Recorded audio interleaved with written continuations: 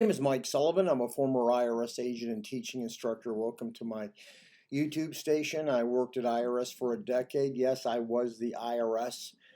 I don't practice at tax resolution since I was the IRS. I know IRS tax resolution from the inside out. I've worked thousands of cases, well over 10,000. I am a national expert. So it's important at least you listen to some of the things I say. My mother says don't listen to everything I say, but listen at least to some of them. Anyway, I've been doing this a long time. I'm private tax defense, so you're welcome to call me if you got a case that you need to discuss with me, or for me to go ahead and do IRS tax representation. Anyway, today what I want to talk to you about is what triggers the actual CP 504 notice and levies and wage garnishments, federal tax liens, and get your passport taken. What actually triggers that? As a former IRS agent, at any level before you take any enforcement action, before you actually seize, you have to actually serve the taxpayer with a notice. It's only fair. IRS sends out these really soft letters. Hey, you owe money. Next letter, well, you better think of us. Third letter says, well, if you don't do what you're going to do, you're not going to pay us. We can do this. And then the fourth letter says, open a can of full whip ass. Well, this is the IRS final notice. This is our last demand for money, and this is what we're going to do. We are going to take your bank account, warning. We are going to take your wages, warning.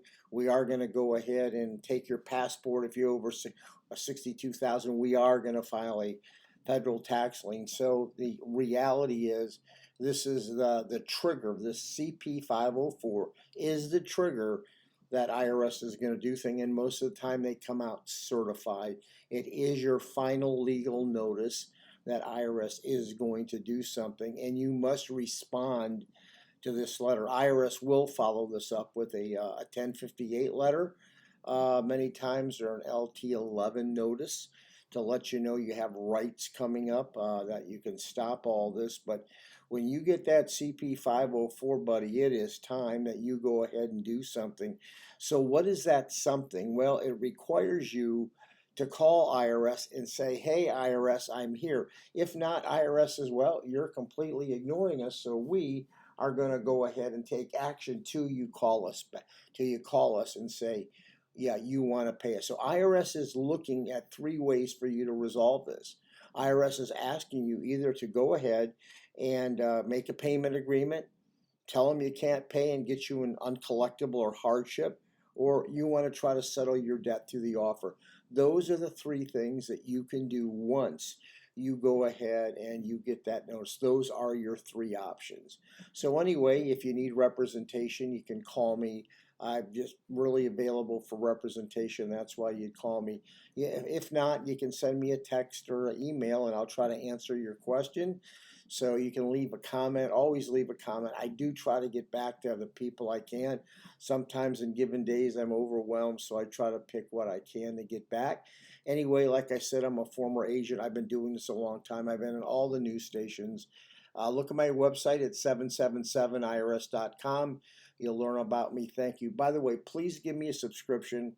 It's really big. Why do people ask for subscriptions and likes? You ever ask? It's just not like they want to be liked. It actually helps you in YouTube standings. So the people, whether it's me or anyone else that you think they're good, give them a subscription, give them a like, because it lets them know you're doing a good job. Thank you very much. I appreciate it.